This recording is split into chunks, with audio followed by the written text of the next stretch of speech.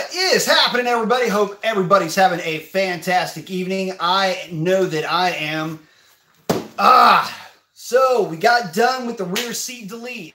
Project Revlon is well on her way to her weight loss program. First step is out of the way. Shaved about 45 pounds out of that car. Now, I got to tell you guys something. If you've never tackled it, it is a mess. Oh, yeah, by the way, for keeping up with the Instagram page, so decided I would do a bit of a shout out, a little bit of a contest. Woodchuck Gems nailed it. So there's your shout out, Woodchuck. Alien Cop actually was second, and he was about 5 minutes back. So at any rate, rear seat delete done. So as far as, you know, if you've got one of these challengers, you want to put this, it's called a closeout rear seat delete. And just to keep you guys up to speed, if you don't know what this thing is it is the Demon rear seat delete that is offered by Mopar. I was actually one of, if not the first, to get the original closeout rear seat delete for Shalandra. Well, Revlon obviously had to follow suit, and I've got a bit of an install video on the process, but if you haven't ever attempted this, if you've got a Challenger, they don't offer them for Chargers, but if you've got a Challenger and you want to attempt this, it's not that difficult. It's just very fiddly. It's basically you need 4 arms to make this project work the right way. So it involves basically just pulling off or filleting out the side panels and the back of the car. The seat cushion comes out, the actual 60/40 comes out, and then from there you got to pull the seat belt mechanics and all that stuff out of there. But again, to give you guys an idea, you're shaving about 45 pounds out of your car. Now, as far as what that will actually gain at the drag strip, well, it's kind of tough to tell. You know, with Shalandra, it pulled, you know, maybe 1/4 of a tenth, and maybe not quite 1/2 tenth out of it. But again, the game that we're playing, you know, we're talking about hundredths of a second. And the mission statement for Revlon is mainly to, well, we're going to see how far we can take a bone stock Hellcat with a stock tune, no performance mods whatsoever, except for lightening the car up. And we're going to see how fast we can get this thing now. So far, she's gone low 670s in the 8th and 1047 in the 1/4. Puts us basically, I think, in 3rd place in the nation for 1/4. And I believe it's 1st place in the nation for 8th mile. Although I may be off on that. It's certainly with 1st or 2nd place and for stock Hellcat. So she is a little just hateful girl. So that's awesome straight off the bat. The second thing is, you know, what's next in terms of weight loss? Well, probably going to have to go with that battery. Now, I know that, you know, a lot of folks were saying, well, you know, you could remove the seats, you could do all this. And now it's like, look, guys, I don't want to do that, mainly because, you know, if I start pulling seats out and everything else, that could potentially open it up to debate. You know, is it still really a stock Hellcat when you start pulling a lot of parts out of it? The thing with the rear seat delete is, well, it's a Mopar part, and yeah, it's sort of a mod, but it's a permanent fixture in the car. So I don't know. Is it a mod? Yeah, but it's a Mopar part, and it's not going to the aftermarket. This is something that Mopar is offering to the Challenger guys as a performance upgrade, and the car is going to remain 100% Mopar as far as I can take it within, you know, the confines of weight. So at any rate, there's your monologue for the start. A little bit of an update on Revlon. We will get back to that, but let me check in with everybody real quickly. Donald Powers is first. Yeah, he got here just before we got up and running. That's awesome. Justin Baker, what is up, brother? How you doing? Doing good? Slime Cuda saying, what's up, B? What's up, Slime? Let's see. How much weight does it save? He's talking about that rear seat delete. 45 pounds on the money. Multiple Mopars checking in with I'm in. So, oh, Jebediah, got the fist. I like it. It's going good, my friend. Yeah, so Multiple Mopars is in. If you don't know, check his channel out. It's got some really cool stuff. And he has got the national record for the full weight wide body red eye on the stock tire. Car ran 1030s at Summoning of the Demons. So that'll give you an idea of how strong those red eyes are. But check out his channel. You're going to want to check that up. 330 Chris checking in with his first thumbs up of the first thumbs up of the evening for the channel. Thank you, sir. Like it. Let's see. Speed Freak 93. Ah, we got a first timer. I like it, man. Thanks for jumping in. Appreciate you joining us. Appreciate you hanging out with us. Real Racing Productions hollering at me saying, hey, B, do you need to tune for a Cat Delete? Yes, you do. Now, that being said, yes, you can get the MIL eliminators. They don't always work. Every Mopar is a snowflake, guys. Y'all know that. Operating systems are a rolling, changing thing. So what works in some cars doesn't always work in others. And I've heard of some early Hellcats not having any problems, some early 392s and 57s having problems, and then vice versa. It just starts bouncing all over the place. Some are just a bit more sensitive. So can't explain it. I've gone and looked at a ton of different operating systems. There's always some slight variance, but there's other stuff in the tune that, you can't see. We can only see about, 10% of what really makes that tune tick. So let's see. Justin saying, build trends coming this week. Ah, yeah. Alex is going to dial it in on the quest for 800 wheels. Sounds like a plan, but just remember, Justin, we got to get a sticky tire on that thing, and we can only tune what? At the drag strip. She's got a dead hook for that transmission tuning. But we can get that bad boy dialed in, and you will be rocking it, man. I can't wait to see that truck go down the track. Brian Messiah said, hey, B. Mason, so I was literally about to order my MMX Delano cam for the 2017 Challenger Scat Pack, and your live just notified me right in time. Ask you if it's really worth it. Also, I'm long tube headers. I'm guessing, I'm not really familiar with the specifics on the Delano, but I will say this, the MMX cams aren't bad. You're never going to hear me say anything negative about the MMX cams, but they are not the absolute end all be all in terms of performance. Now, if off the shelf reliability and tunability is what you're looking for, and you've got a tuner that can absolutely get you dialed in with the cam, they're not a bad choice. I always recommend going custom grind. And of course I do, because I spec custom grind camshafts. But as somebody who does that, I can look at cam specs and typically get a pretty good idea of how they're going to work. I'm familiar with the load profiles that they use, and they're not overly aggressive. Even on their cams that require springs, they're not that crazy or insane on the load profile. Just remember, specifications on the box do not indicate what that load profile looks like. So, but I'm familiar with what they use, and absolutely, I think you'll do well with that cam. Let's see. Delio, written down. Say, are you running the stock drive shaft on yours? I was, but not anymore. So here's the thing. A lot of guys, we're saying, oh, your stock power, don't worry about it. Leave the stock drive shaft in. Everything will be cool. My thing is this, I take this car to the drag strip a lot, and if I was running stock tires on the street or just drag radials on the street, I'd have left the stock drive shaft in it and let her eat. Also, if I were doing a lot of, half mile events, I might leave the drive shaft in. But the reality is that at some point, we're going to start finding some weak links, especially with the track prep, the way that it's been, and with the DAs that we were running in early on when we were shooting for that record. I just didn't have the confidence in the stock drive shaft. And really, it wasn't the stock drive shaft that I was worried about. It was more the track prep. And if the car did get into any wheel hop running a real sticky tire, I didn't want to shock that drive shaft. So I was afraid that was going to actually pretzel that bitch. So no, out with the new one.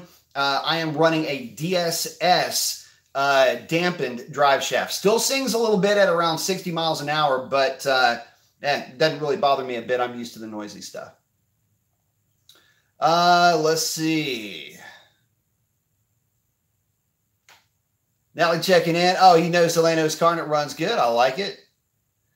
Multiple Mopar saying, I think the rear seat is fair game. The reason why I felt that the rear seat was fair is because two reasons. One, the Demon came with it.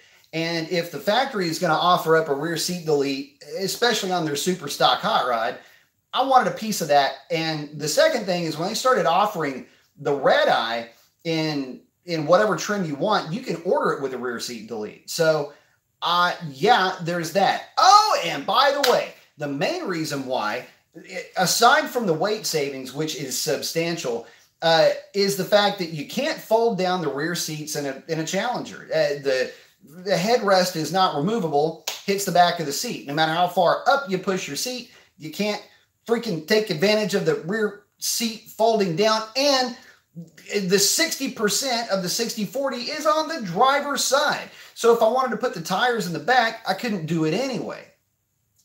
So anyway, that's the other reason why. It's almost on principle that I put it back there. But that being said, you know, it's a factory part, factory option. So as far as I'm concerned, is it a mod? Yeah, it is, but it's not. Speed Maniac checking in. What up, B? Hey, everybody, go check out Speed Maniac's channel. He is he's supplying the guitar riffs on a song. Check out his channel. It's a badass song. Post up the name of the song. I can't remember, but I was just coming back from working on the car, and I was actually playing it in the background while I was rocking out, and it's in my playlist, and I don't know the name of it, which is about me to do. But anyway, check out Speed Maniac's channel and check out that song. You're going to like it.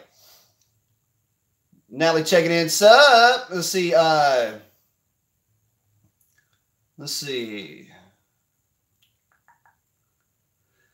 Oh, Slime Coon is asking, how much lighter is the drag pack wheel tire setup versus stock? Well, the one that I have, and keep in mind, mine are the Race Stars. I'm not running super lightweight welds. I'm not running, what the hell? It is hotter than two rats doing their thing in a boot. Hang on, here we go.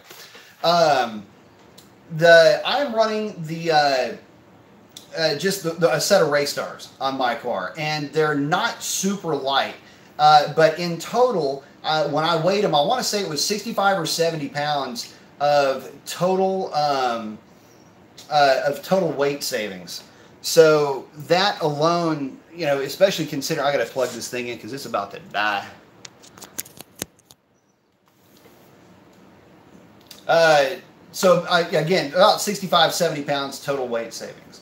Now, if you went with a set of welds, or if you did a 15-inch conversion, if you're running a scat pack, running the smaller, lighter wheels up front, you can get away with a little bit more. Bias plies will also be lighter, but you guys got to remember, I'm running the Mickey Thompson radials up front, which are the 28x6 18s up front. They're not light, but they are very stable at high speed and on the street. In fact, they're stable enough to where I don't really notice the difference other than the steering wheel is a little bit lighter. And I'm running the ET Street R's in the back. So I'm running a full radial setup on a on the Dark Stars, on the Race Stars. So I have probably the heaviest drag pack you can get. And again, that's a bit by design. I mean, that's if you're doing this stuff on a budget, that's the direction you've got to go. And man, look, they're working out just fine. Look, we're number 3 in the nation, man. I got to be doing something right. Let's see. Sean Egan saying fourth quarter. Checking in with the sales figures. I like it. So fourth quarter Dodge Challenger sales outdid Mustang and Camaro. Thoughts on that? I'm not surprised. Look, let me tell you guys something. I don't know if I could have personally called this if for no other reason, just seeing the support that is shown at the drag strip for Mopar. For everybody that wants to try to say that these things are heavy, they're this, they're that, they're whatever. It's funny, you can't really run your mouth. Well, let me rephrase that. Your audience, the Mopar guy, the people that you're talking shit to, the Mopar chick that's behind the wheel, look, she can't hear you talking shit when you're behind her, okay? That exhaust is drowning out that nonsense. Look, I'll tell you something. There are so many of the Mopars representing at the drag strip to the point where what was it, 2 weeks ago, when I was actually able to run the car, there were a handful of 392 cars, not just one or two. There were quite a few 5.7 guys out there. Of course, Hellcats were showing up representing. The trucks were out there representing. That's kind of where we're at right now. People are starting to figure out that you know, it's cool to be different. It's cool to go their own way. And Mopar gives them that option. You don't have to have some small sports car to have a fast car. You can have something big, something muscular, something powerful, something America, and it gets the job done just fine. So I'm not surprised about those sales figures. I'm glad to hear it. Multiple Mopars. Hey, a modded Red Eye went 10.03 in Vegas last week. Yeah, but he's not stock. That's modded. He went 10.30s raw. And that's on 20-inch wheels on an SS. A little bit more impressed with yours. Anything can go fast modded. White Knuckle RT hollering at me. What's up? What's up, White Knuckle? Smoking 05 saying, howdy, Mr. Mason. Keep on rocking. Woo, I like it. Got the devil horns. Let's see.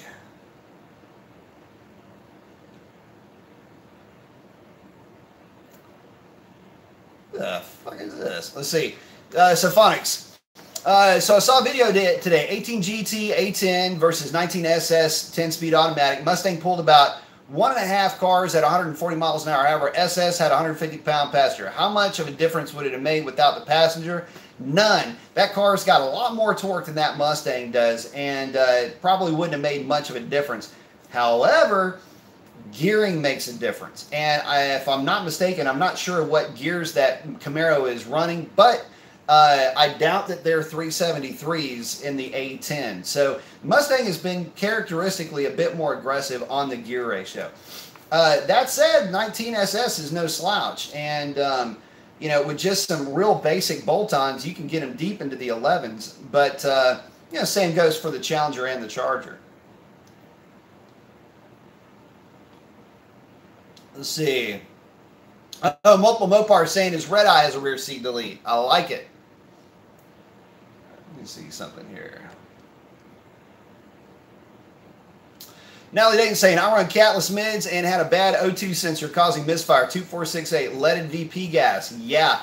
So, hey, listen, for you guys that are trying to get an edge and running leaded fuel, you can get away with it for a while, but depends on the lead content, depends on the fuel you're running. Realistically, you don't need to run a leaded fuel. You know, VP 109, good way to go, but still, I don't know. I prefer for these things, you know, regular 100 octane, 104 octane if you're going to mix it in. That's the way I like to see these cars run.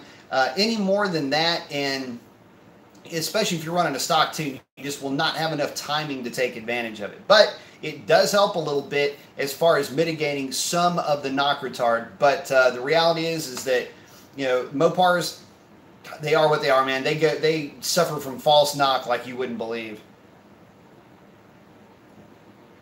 Sean is saying his DSS damper drive shaft is a very, very small one. Not bad for factory 390 gears, and I don't have to worry about trying to launch the 6-speed.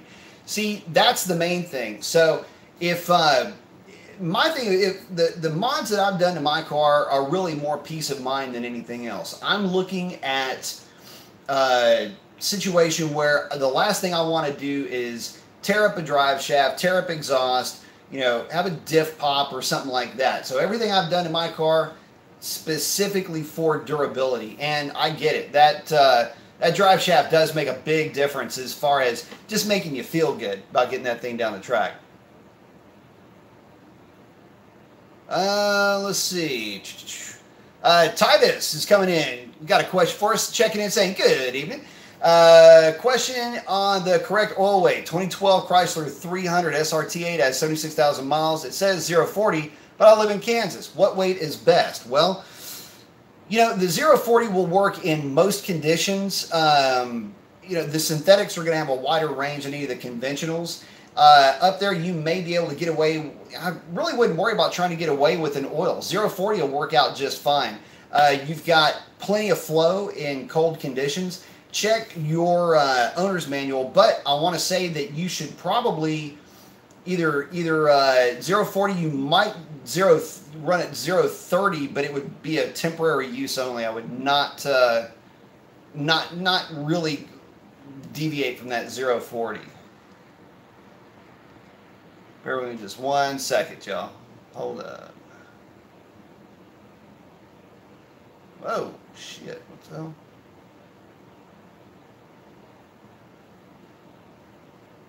Bear with me just 1 second, guys. Got some technical difficulties.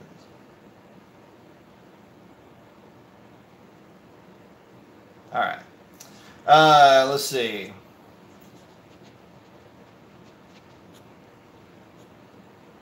Oh, something happened here. Hang on. We got some craziness going on with the feed here, y'all.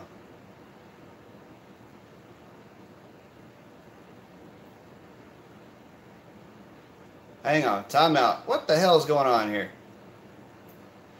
Sorry, it looks like it skipped some. Looks like it skipped some of you guys.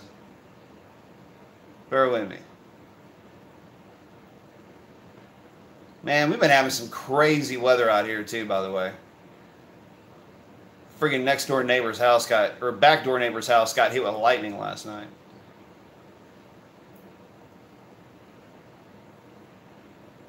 Let's see. Cody, okay, here we go. Cody's saying, what lug nut set should my buddy buy for a 16 Challenger Scat Pack with black race stars? He bought them used off of Craigslist with tires for $1,000. Get a hold of Raystar and just get the shanked lug nuts. You do not want to try to run a regular acorn style lug nut with that.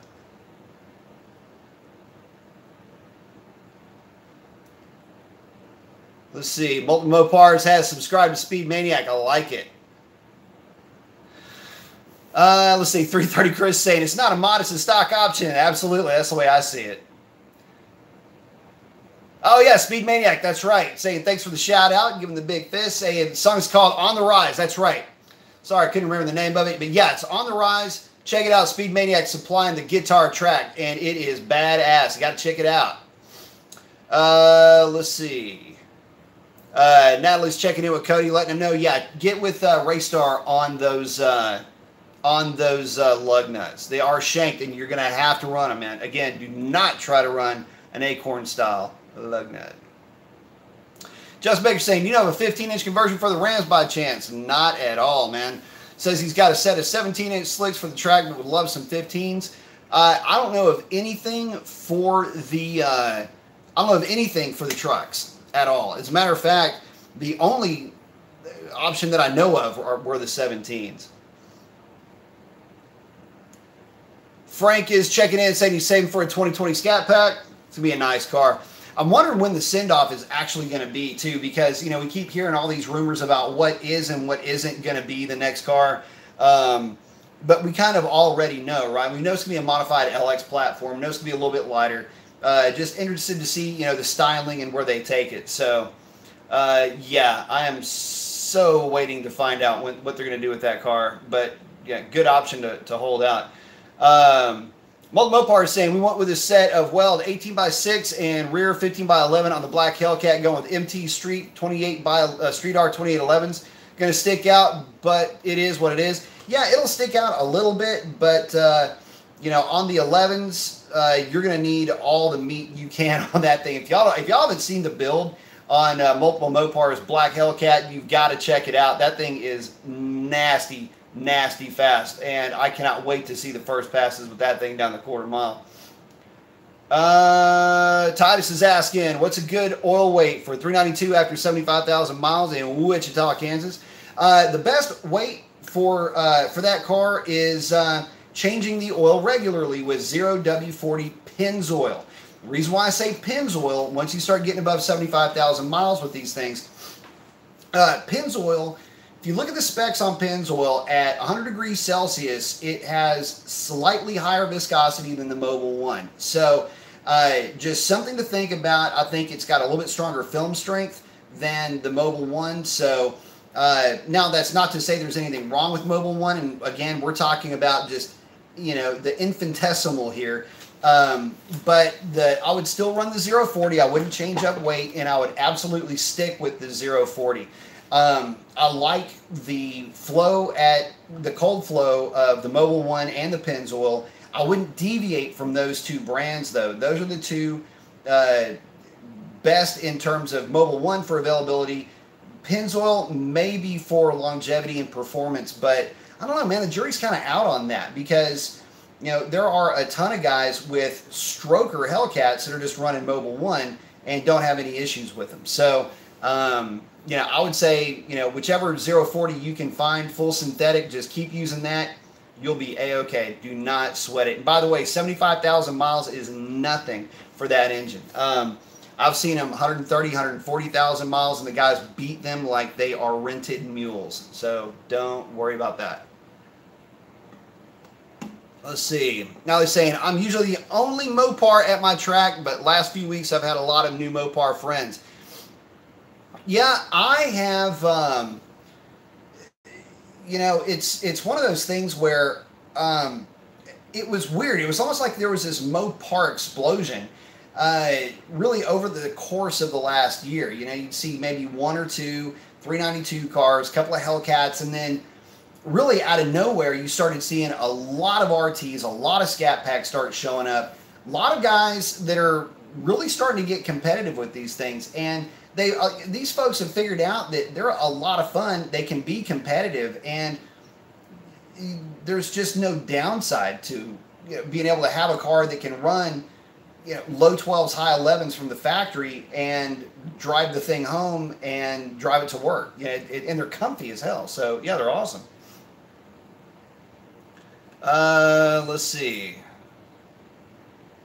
Mike Perry, I don't know what you're asking because I didn't have any of that for sale. Let's see. Justin Baker, you got to ask, are you going to take advantage of the great track prep at Texas 2K by chance? Look, man, you might end up needing a pontoon boat to go down Texas 2K this year. It has been nasty, nasty as far as weather. In fact, last night we had a storm come through. Thought it was the, you know, second coming of Harvey. Lightning crashing all over the place. Backdoor neighbor's house gets zapped. Trees getting slung all over the place. Freaking, you know, waiting for the Wicked Witch of the West to land. If we don't start getting some better weather, I don't know if anybody's ever going to get a chance to go to the track again. But that being said, you know, to be honest with you, I'd love to. You know, my thing is, if the DA is good, then I'll be down there running the car. If it's not, I'll still be out there running the car. It won't matter to me. Speed Freak saying, I got the thumbs up, saying, love the advice and information. Hellcat Charger. What kind of money am I looking at to get the car? 800, 850 real horsepower, including supporting mods. 800 to 850. Okay, what are we looking at in terms of money? Okay, we're talking about that kind of power on a Mustang dyno now. And so what do you need? Well, you're going to need lower pulley. That's going to check in at 450 plus about 6 hours. You're going to need upper pulley. It's about 350 plus about 2 hours of install on that. You're going to absolutely have to switch over to E85. So you got $1,300 in fuel system from Injected Engineering, plus about 6 hours on the install on that. Need a set of injectors, looking at about $850 on that. FIC 127s is what I would recommend. Leave the stock air box, stock filter. Let's see, what else? Tuning, obviously, engine and trans tune. Realistically, that's going to run you about $1,500 plus unlocking the computer. And did you say that it was? You're saying Hellcat, so I'm assuming it's not a 17 and up, so you don't need the smart cable. As far as exhaust goes, you're going to need a cat delete, so that's going to be, you know, right at, I think they're 450 plus a couple of hours on the install side. But aside from that, and it's a lot of stuff, don't get me wrong, but that's really all you need, and that is the basic 9-second Hellcat starter kit. And it is proven to make, on that dyno, about 800 horsepower. So, I don't know, add all that stuff up, and, you know, you're going to be probably looking at somewhere around, to do it right, I'd say 8,500-ish, all in, taxes, labor, fluids, whatever else you might need. That should get you where you need to be. And again, now we're talking about a situation where you're going to absolutely have to have a set of tires to run this thing on the street. So don't forget that. Budget that in. And learn how to drive that car the way that it sits now. Make sure you got enough seat time to where you'll be able to manage this extra 250 horsepower that you're going to have coming your way. Keep in mind that, you know, actually more than that. Let's see, 5, 6, 7, yeah, 250. Because keep in mind, you know, on that dyno, a hot Hellcat might put down 550, 570 on a cool down pass. The Hellcats are lucky to make 590, 595 on that dyno. So just to put things into perspective, that's where you're going to be going from and then going to. So that's it. You know, that's what you're looking at to get that bad boy into the 9s. And by the way, that is a solid, like, repeatable 9-second car all day, every day. Sam Grable saying, does the driver mod actually work? You know, yeah, it works a lot, especially when it comes to launching the car, when it comes to prepping the car, when it comes to basically, you know, it's really the owner mod as much as it is the driver mod.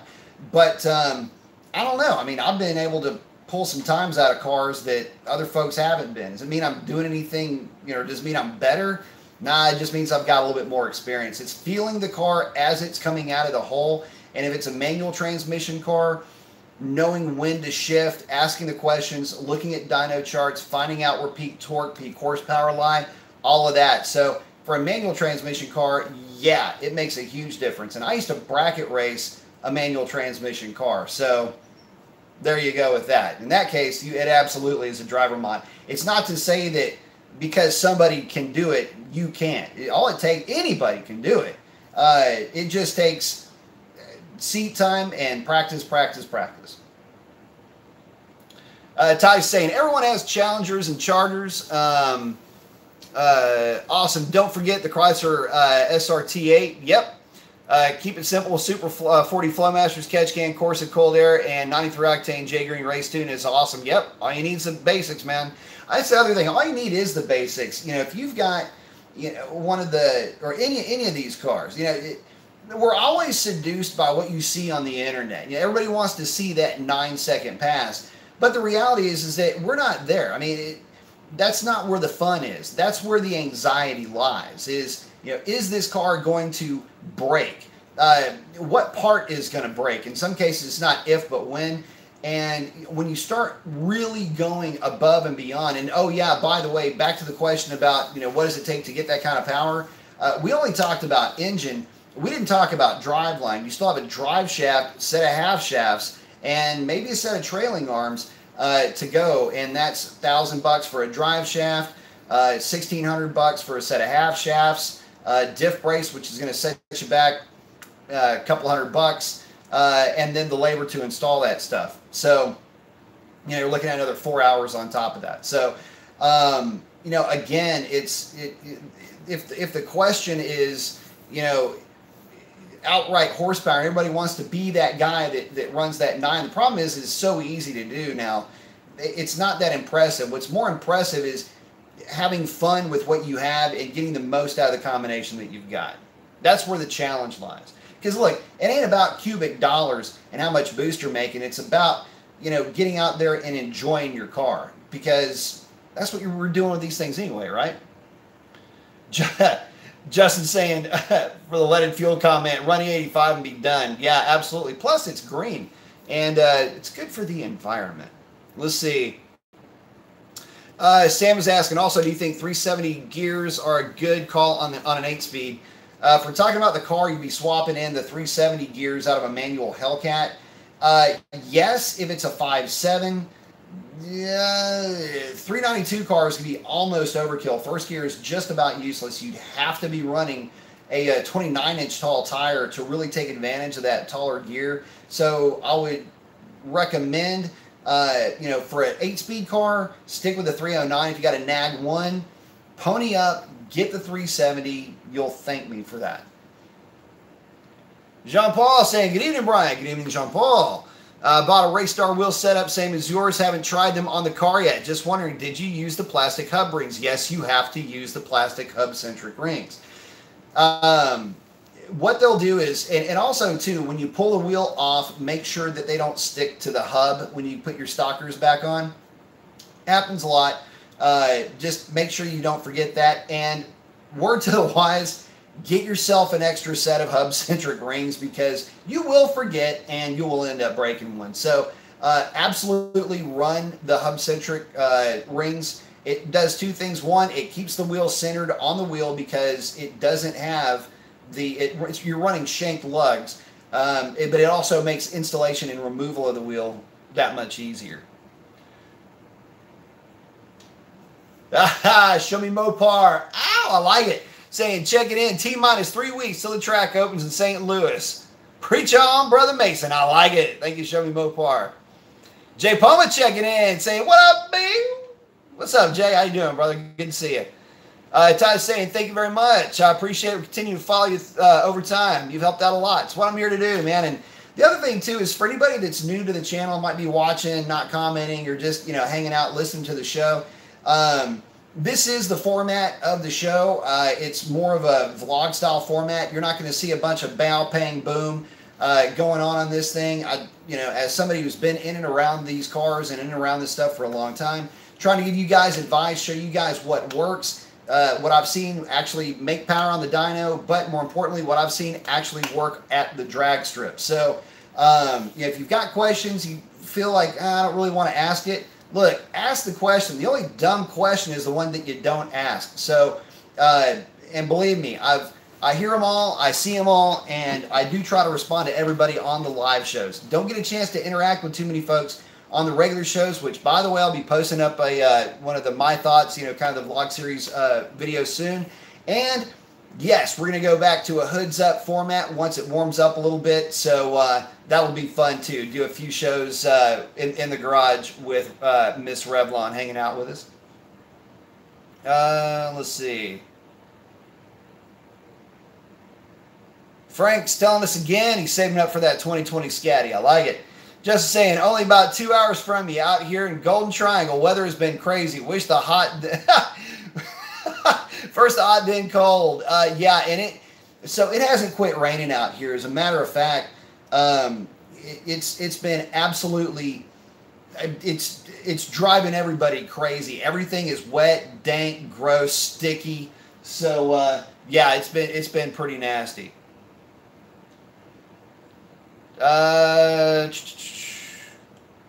Let's see. Sean Egan saying 3926B guys, check out AT. Let's see. 14150 is the thread pitch for the lug nuts. That is correct. Frank is asking, when will the 426 come out? I'll tell you something. It isn't going to come out, and technically it already has. And it has been out actually for longer than the Elephant as a crate engine. So, if you want to put a 426 in your car, you can. Also, look at Arrington. Arrington's got a fantastic, basically plug-and-play system for your short block, and with a Pikes Performance Tunes cam, spec by yours truly, of course, you can actually get the most out of that car. The thing about the 426, though, is little shameless plug there for me, by the way. Also, don't forget to have your intake manifold ported. Coming soon, by the way. No, one of the issues with the 426, though, is you got to be careful with the 426. You don't want to get overly aggressive with that combination, and that's one of the things that I think that Mopar FCA is having an issue with. Is it's really, really, really hard to beat the 392, number one. Number two, it's packaging. But three, it's the intake manifold. They have got to develop a better intake manifold for the 392 in general. As somebody that has a lot of experience porting the 392 intake manifold, I can tell you that beyond a shadow of a doubt, that is the biggest weak point for that engine.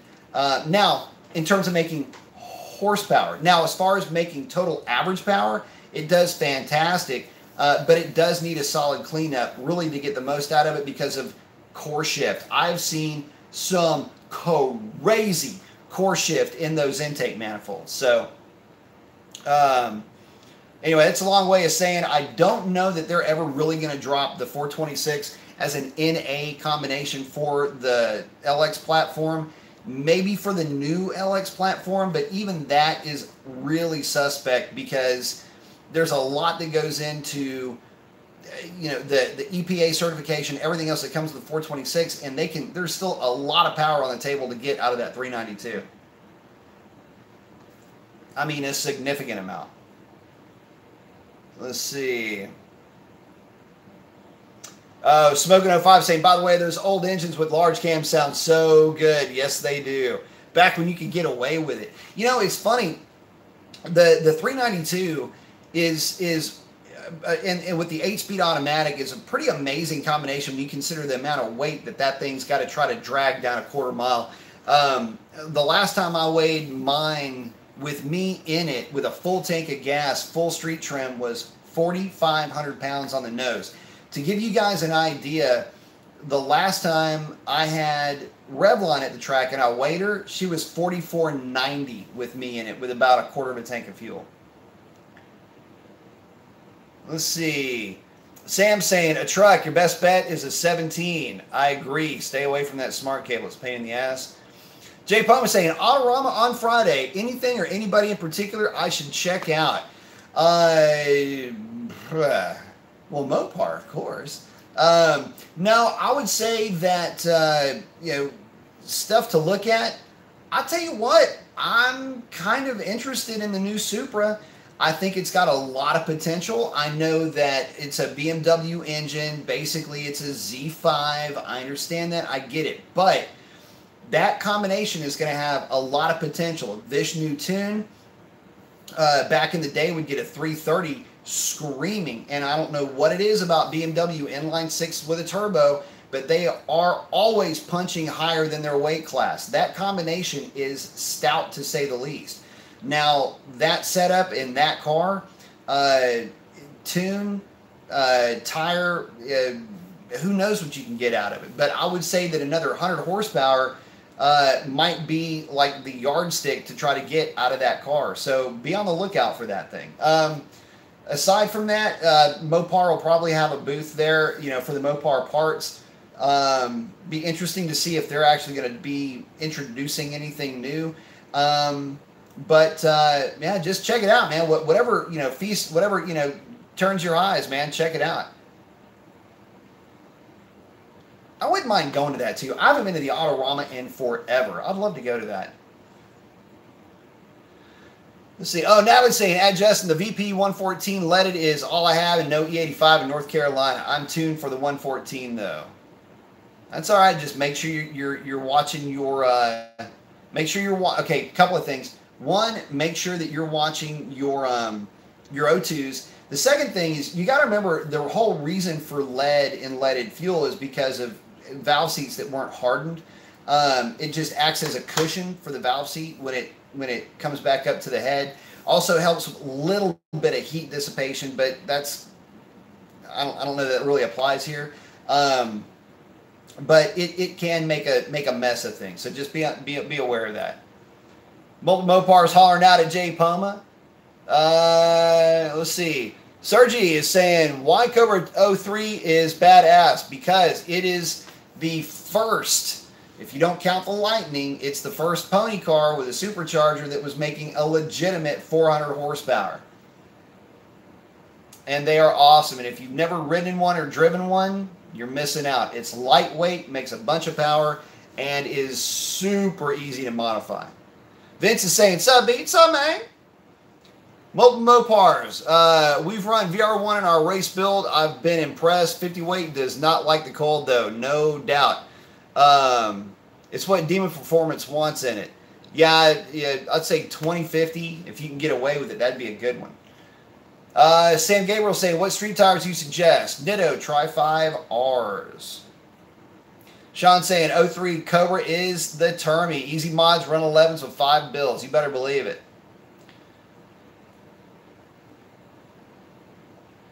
Let's see. Yeah, the 03 absolutely made history.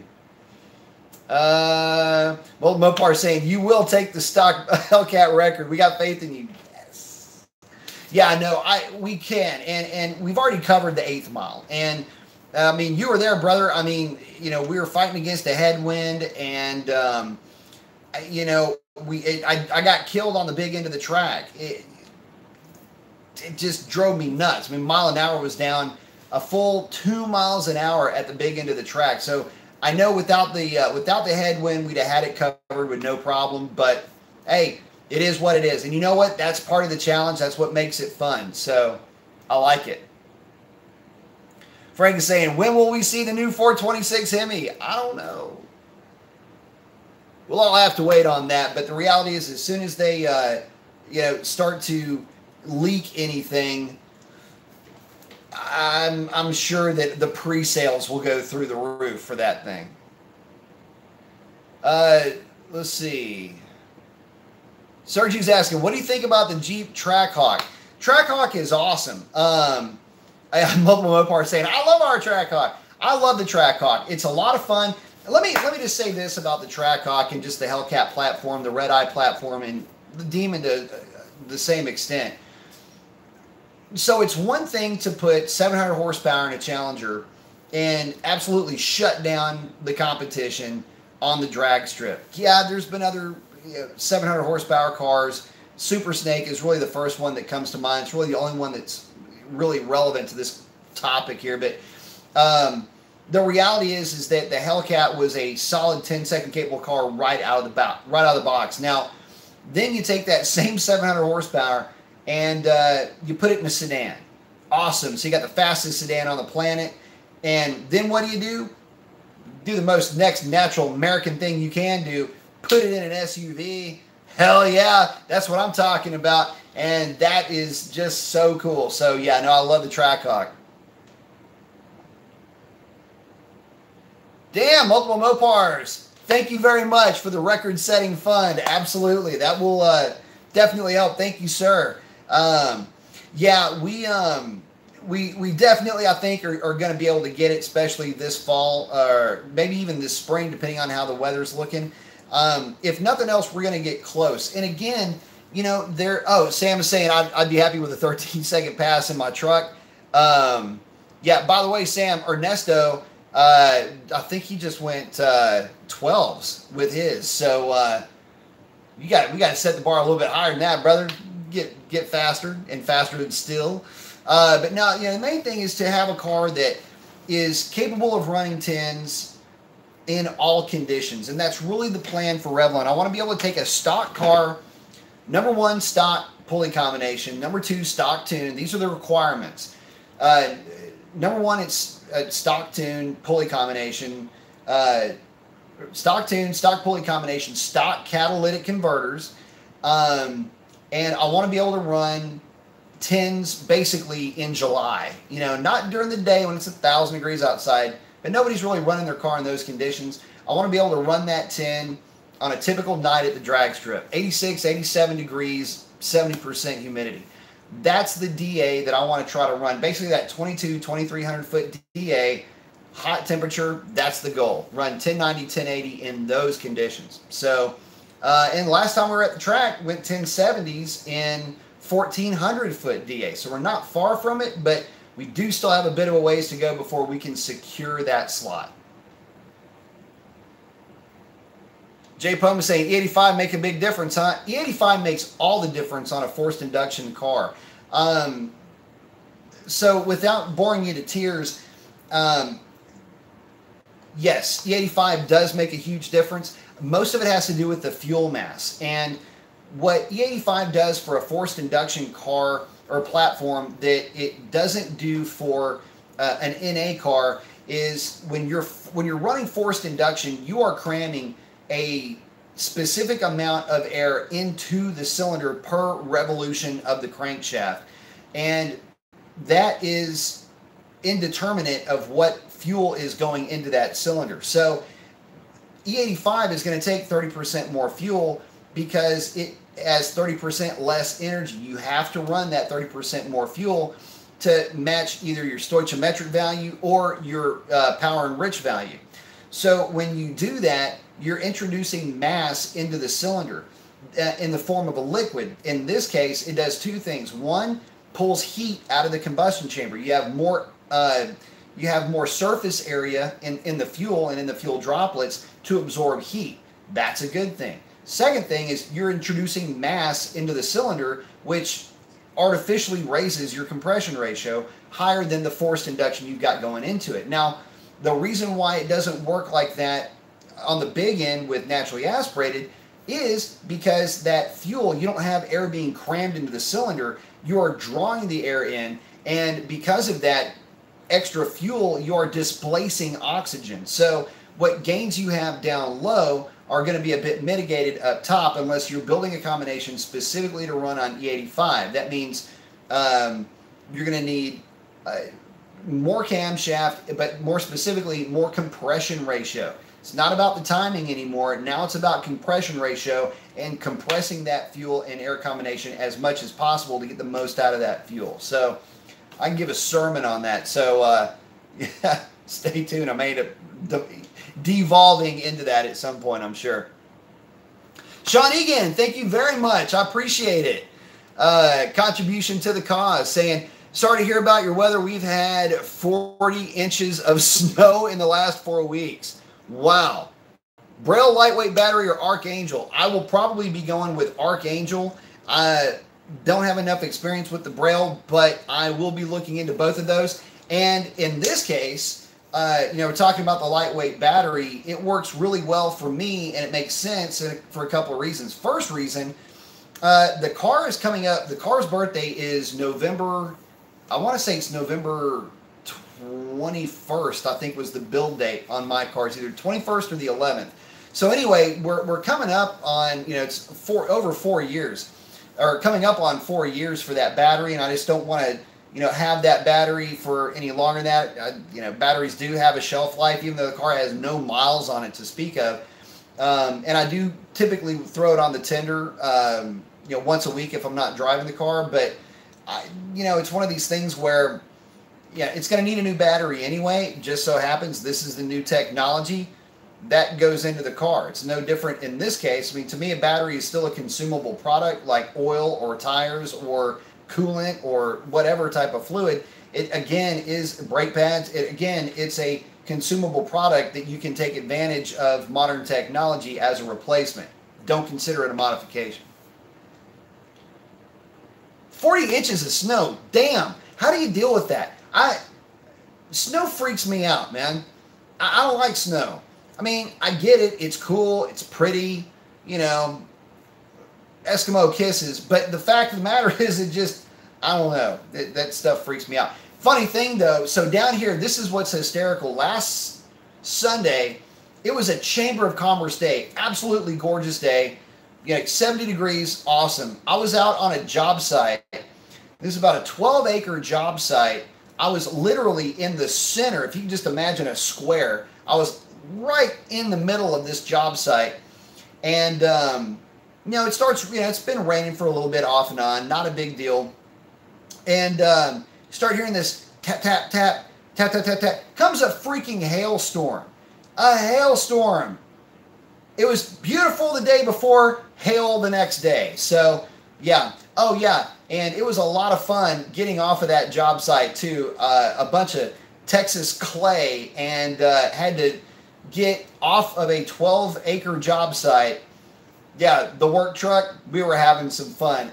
Didn't get stuck. Was drifting that thing all over the freaking place, trying to get it off of that job site, though. So, got to have a little bit of fun at work. Let's see. Oh, Justin Baker saying on the gear comment, I've got an 8-speed with 410s for the trucks. Yeah, absolutely. And I love it, especially with the turbo. Spools quick and revs quick, although the car tires may be smaller. 370 would be fine if you can get traction. Absolutely. Jay Poma hollering at multiple Mopars. Kenny's asking, which is the best cam for a 6.1 for daily use? For the 6.1s or any of the Hemis, the best advice I can give you is this. Bigger is not better with Hemis. You've got an engine with a lot of head flow, but not a lot of velocity. But a 6.1, a little bit different because it's not VVT, and you can kind of get away with a little bit more of the 6.1. I would say something in the, 220, 218, 222 range on intake. Something probably around 230, 228, 232 on exhaust, about 114, 115 degree lobe separation angle. That will give you a nice little bit of a chop, run a bit of an older style lobe. Don't have to get overly aggressive on the lobe. And, you know, intake center line somewhere around, I'd still advance the piss out of it. I'd probably have that thing, well, not the piss, but in relative terms it is. Have that thing sitting at about 108 degrees for an intake center line. That's what I would spec for your car. Walkshop Pilot saying, first gen 5.7 Challenger, valve seats, grenade the engine solved. It's sorta. You know, it's funny. I've seen a lot of first gen, and it's weird. This applies to all engines, by the way, not just the first gen, but LSs, Coyotes, 6.4s. Not really the Hellcat though, but you'll get a run sometimes of just bad engines. But the valve seat thing was kind of a bit of an issue. I think they fairly well got that sorted out though. I don't think I mean, the valve seat thing's been like a non-issue for a long time. I will say this, be careful modifying those engines. I would probably say have them checked out and maybe put in a new set of seats before you get started with your build. Besides, it's a good idea anyway. Get a good 5-angle valve job on that thing and help the flow a lot. Steven C, what up, B? What up, Steven? Let's see. Smoking05 saying, hoods up, chat. I like it. Let's see. SRT Crazy, I like it. Saying, you see a lot of modern Mopars at the track, and Challenger outsold the Mustang Camaro last quarter. Yeah, no kidding. It's a matter of fact. And it's cool to see, and it's kind of interesting because, you know, you don't get, you still get the competitiveness with the Mopar guys, but for some reason you don't get a lot of the hardhead bullshit nonsense that you might see with some other brands. Justin saying, yep, need my intake ported still. I know. So I will be picking up, I've got one that I've got to do for Alex. I will be picking it up this weekend, and I'm going to knock that one out. And then after that, we're going to try to have intakes. If we can keep them on tap, we will. I'd like to have at least one on tap as an exchange program. And from there, I'll be doing the porting as needed for the 6.1s and the 5.7s. Smoking05 saying, what is the difference with Gen 3 Hemi versus old engines? For example, 500 horsepower 392 is mild versus 500 for a 383. Even 440 has to have a lumpy cam. Why do old engines need more duration and overlap? So a couple of reasons. Got to keep in mind you're comparing a Hemi head design to a wedge head design. And you can get into, so a Hemi is much more volumetrically efficient than a wedge head, which means it is much better at getting air into the engine. More importantly, what that means is you have less pumping loss. Now, you can mitigate that somewhat with a wedge head by running canted valves, which is basically taking the Hemi, in line where you have your intake and exhaust, and you've got a straight flow through, and canting it usually 45 degrees. That's basically what a big block Chevy does. But the reality is that wedge heads are more thermodynamically efficient. They make better efficient use of the expanding gas just due to the shape of the cylinder head. Kind of a, do you like, it's not really apples and oranges. It's just, again, two different flavors of ice cream. Both have their advantages. Hemis are better at getting rid of heat than a wedge head is. You just have more surface area there for the heat to dissipate into the head.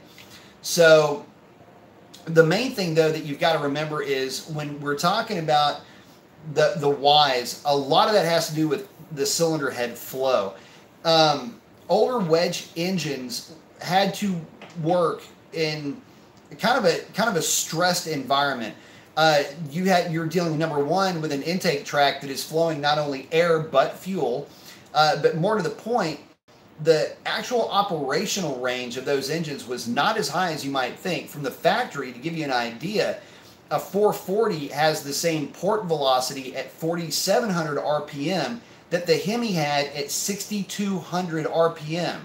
This is back in 1968, 1969. It's a paper that I was reading, basically going through the actual engineering notes of the 426 Hemi, both the street Hemi and the race variant, the solid lifter variant, and the 440, and comparing the two in terms of actual port velocity. In other words, how fast that air is going through the cylinder head. I know I can already hear some of you guys yawning. You know I'm going to go engine nerd and Mopar nerd on you at some point during the show, right? So anyway, but the whole purpose of that was to create velocity to whip up and to help to keep the fuel in suspension and keep the fuel droplets atomized. With a camshaft, you kill the velocity, but the velocity is then regained, and you're killing velocity due to the overlap, but that same velocity is gained later in the RPM range, again, reclaiming that efficiency. So the main reason why you needed a lumpy cam was to mitigate the pumping losses that were engineered into the system to begin with to keep the fuel in suspension. Now, yes, the smaller heads did limit the RPM capacity of the engine regardless of what cam you ran, but the only way to extend that RPM range, again, was to have a cam with more overlap, mitigate your pumping losses, and gain some RPM on the big end. Modern engines, you don't have to do that because the cylinder heads flow like race heads, like full on, full effort, big money race cylinder heads did back in the day. So when you look at it from that perspective, camshafts now, especially with the Hemi, you throw a big cam in that engine, the cam that's in the stock Hemis now is doing everything it can to promote velocity. You put a big cam in there, you kill all your velocity, and these things are going to try to rev to 8,500 RPM. Problem is the intake manifold isn't there to support it. Aftermarket doesn't have an intake manifold that'll support that kind of RPM either. So there you go. Anyway, I hope that answers the question in a roundabout way. Now he's asking, what are your thoughts on a handmade intake for a 392? Thinking about having a Texas guy, Steve Franks, build me one. Main thing you're going to be worried about with a hand-built intake, and we're working with LOD on this as well, the biggest issue that you'll have with an intake for the Hemi is keeping your runner length long enough and promoting as much velocity down low to deal with these large cars. You've got to have that torque hit down low to get them moving.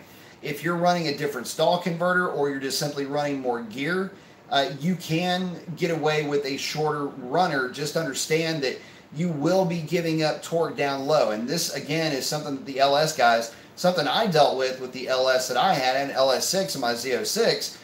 It had a nice big cam in it, but it was a turd down low and screamed like a banshee right up to 7,200 RPM. So, things to consider and remember when, you're talking about intakes and things like that. If I'm putting one together and I'm looking at an LS style, hand, formed intake, I'm going to say I want at least another 2 to 3 inches of intake runner length, just so I'm promoting better velocity and charge stacking at a lower RPM so I can develop torque a little bit lower in that RPM range. Aside from that, best possible idea you can have if you're planning on building an all-out, full-effort 392 or 5.7 that's doesn't have a positive displacement supercharger on it. Let's see. Frank is asking, what about the CUDA? When will that come out? 2020, 2021? Man, there's been a lot of back and forth with that. There's a lot of talk that the CUDA is going to be basically taking the place of the Viper as Mopar's Halo car. I've heard a lot of different things being kicked around. If it is released, look at 2022, 2023. I don't think that you're going to see anything happen before that. Sam, yeah, saying, man, there are so many fast diesel trucks. Dude, I got to tell you something. The creepiest thing that I've seen, there's a truck that runs at Houston Raceway Park, 9-second diesel. This thing runs like 940s to 980s is kind of the range that I've seen this truck run. And dude, it just looks like a flatbed diesel, and it's here a minute and gone the next. Thing is unbelievable fast, but watching that thing launch is the spookiest thing about that truck. But yeah, there are a ton of them out there. Racer X checking in. What's happening? What is happening, Racer X? Go check out his channel. He's got something new to show you guys if you haven't run over there and seen it yet. Jay Poma, give him the 2 fist. I like it. Racer X, Sam and Jay, how's it going? I like it. Let's see.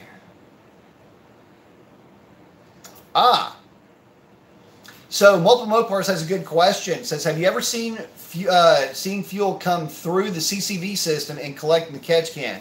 We collect about a teaspoon of Ignite E90 on a hard half-mile pull. Demon says it's pretty normal with the race setup. Yes, so, and this is not necessarily a bad thing, but it is a reality of running high ethanol content fuel. High ethanol content fuel has a much, much lower molecular weight than gasoline does. And the reason you're seeing that in your catch can is because it is making its way past the rings. And this happens at high sustained cylinder pressures. Now, you'll see this happen in smaller doses, obviously, just running the car around. But this is one of the reasons why. And one of the things that I harp on, Racer X, I know you've heard me say this so many times, you're probably already about to say the words yourself, but if you're running E85, E90, make sure that your oil change intervals are literally cut in half. And like for me, I typically like to change the oil about every 2,500 miles. That's because my car sees a lot of drag strip time. And also too, I'm running, regular 93 octane gasoline. So it's got about 10% ethanol in it. But the main issue here is that lower molecular weight, high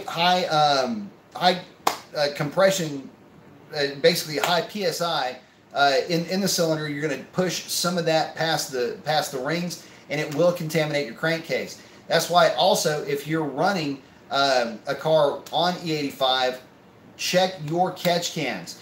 Because you're running that lower molecular weight fuel, you can get more blow-by. Again, you're introducing more mass into your cylinders. That is going to increase if it's, let's say you get 0.5% or 1% of blow-by naturally. If you're running 30% more fuel, add 30% to your 0.5%. Now you're going to see what I'm talking about when you're getting more of that blow-by through with your fuel actually going past your rings and getting into your crankcase. But yes, it is normal. Yes, change your oil much more often and keep an eye on it. And as a second thing, for the first few oil changes in that configuration, send that stuff over to Blackstone and make sure everything is cool. Get an idea for how much of that ethanol is getting into your oil. Let's see. Sam is saying, I have experience blowing up a transmission. I do too. Several of them, as a matter of fact. Oh, Sergio's asking, what do you think about any coating on engine blocks? I'm not, nah. Wouldn't spend the money. Siphonics saying, recommendations for an LS3 C6 intake.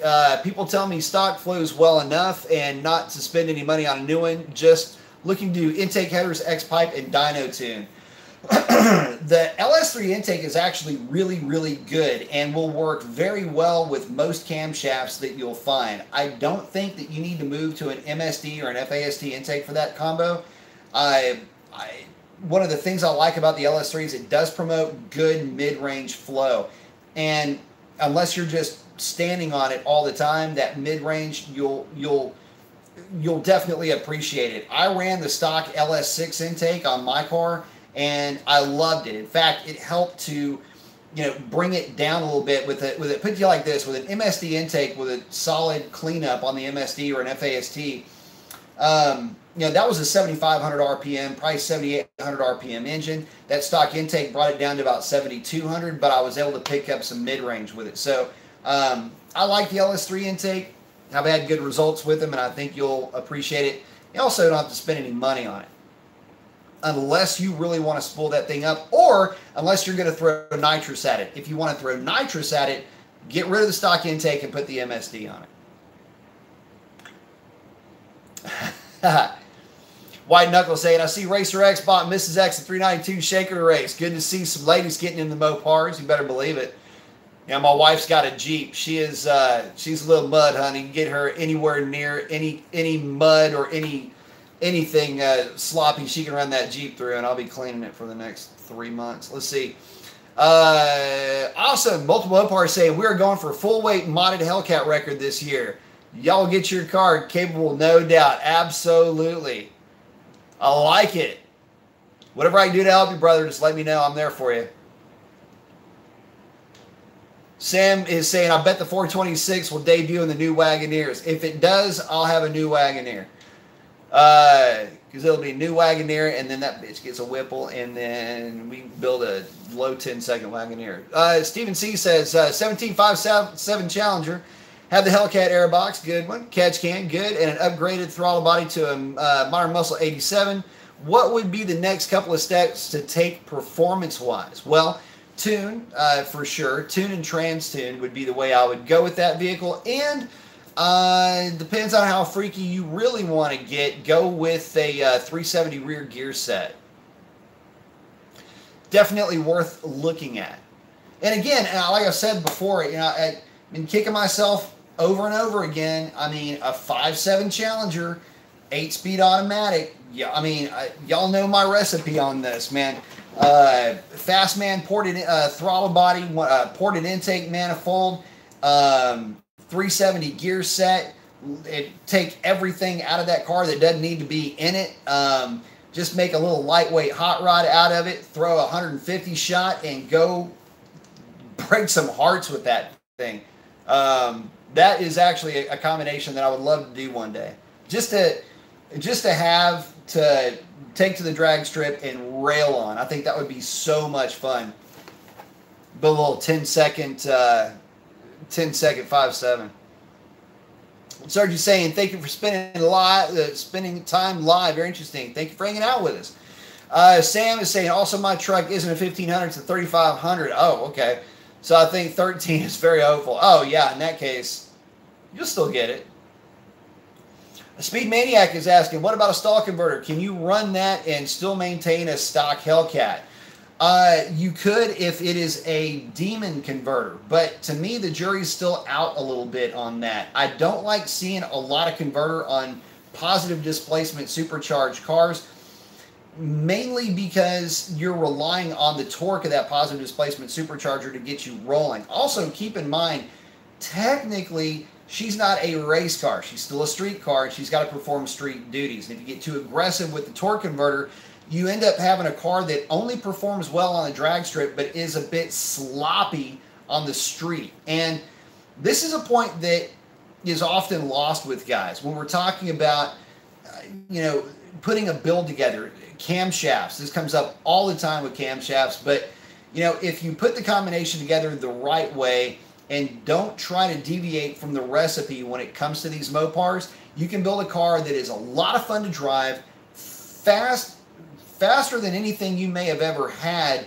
that would be that versatile, and have something with a durability and a longevity that, as long as you're maintaining it, will last you a very long time, especially between rebuilds. Now, think of it like this. Stall converter, there's really not that many options. You can go, I think 3,200 is about the highest stall that I've seen in the aftermarket. I don't know that I would go that route. I would rather have a car that performed well in all conditions. Also, when you have a stall converter that's that high with these cars, you have a tendency for it to be a little bit rough on the shifts, especially when the torque converter clutch engages. So in many cases, what we've done is we've killed the torque converter clutch lockup on the first 3 gears. You still retain the converter clutch lockup on the highway. It just doesn't lock up down low. Kind of gives a little bit more of a race car feel when you're just kind of putting around town, but you also get the converter clutch lockup while you're going down the freeway. For some guys, though, that can be a bit annoying, and I've actually had to have the conversation with customers in the past where I say, look, we are putting a converter in your car. Check yes or no. Have you ridden in a car with a higher stall torque converter? Do you even know what a higher stall torque converter is? Do you know why you do it?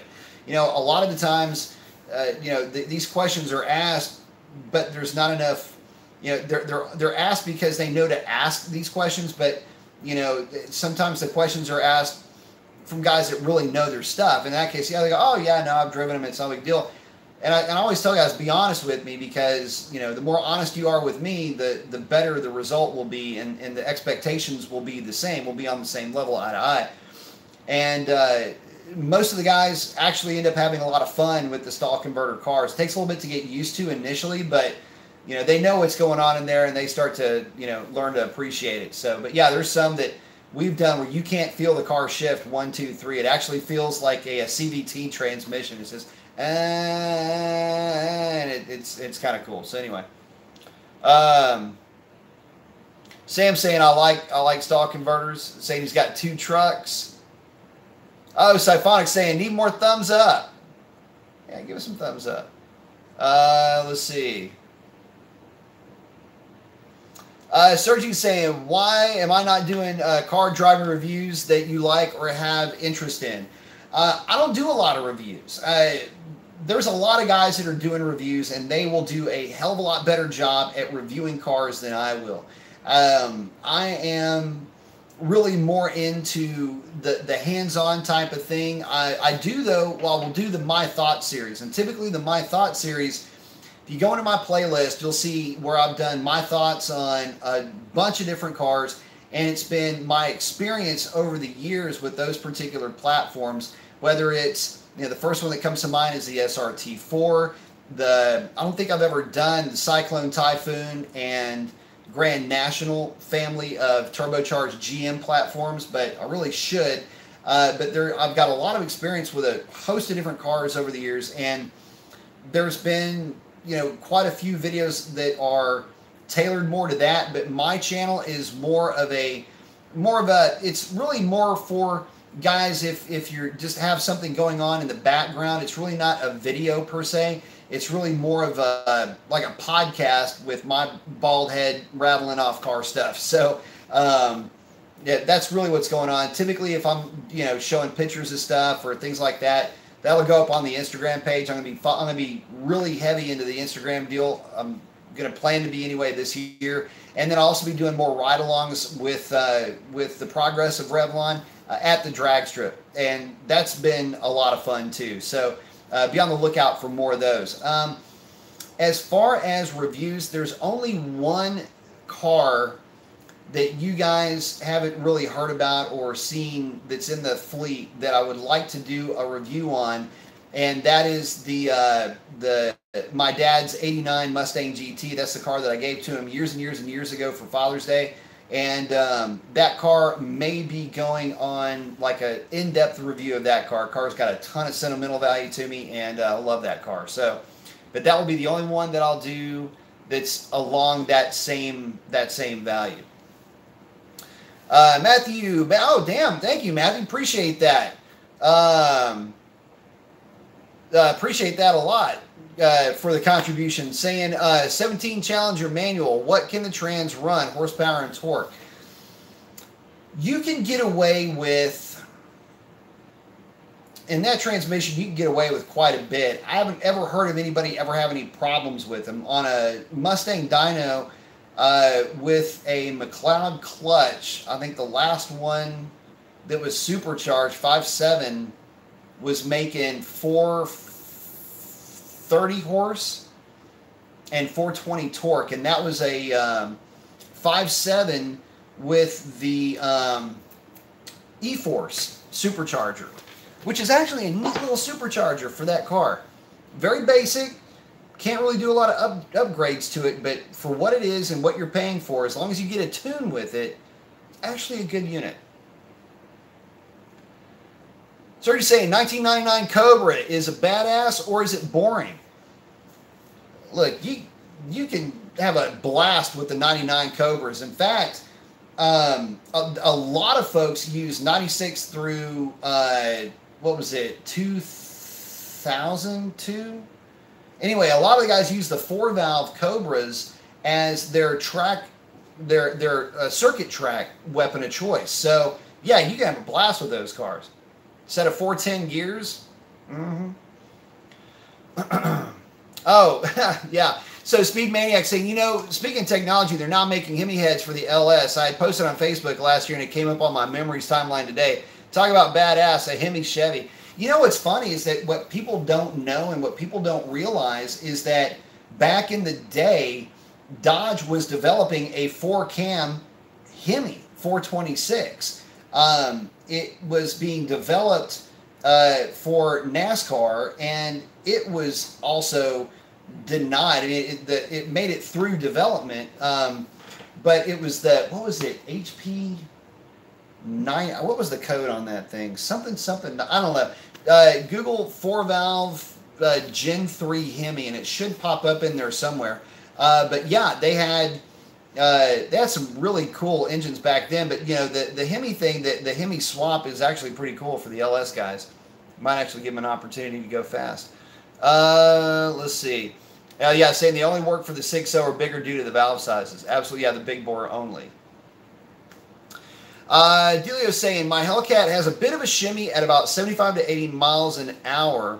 Any of you guys with Hellcats have the same issue? I have not heard of that at all. Is it a shimmy from the front end or is it a shimmy from the rear end? That will really be kind of the test as far as what potentially could be going on with that car.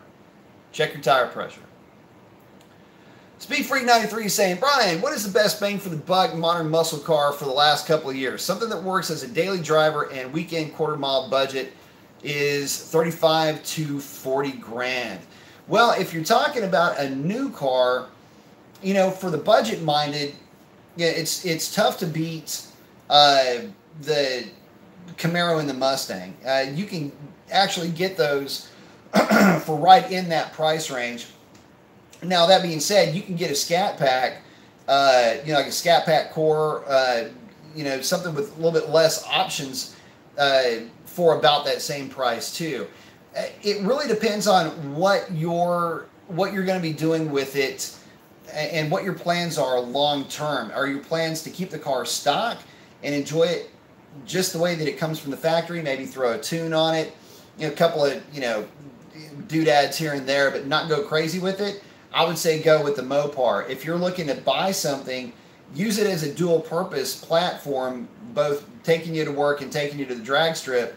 I would say look at the Mustang, mainly because it is just easier to get a number out of a Mustang than it is a Mopar for the naturally aspirated guys. You throw a blower on the car, it's a lot lighter weight, easier to get down the track. With supporting mods, you can definitely get it where you need to be.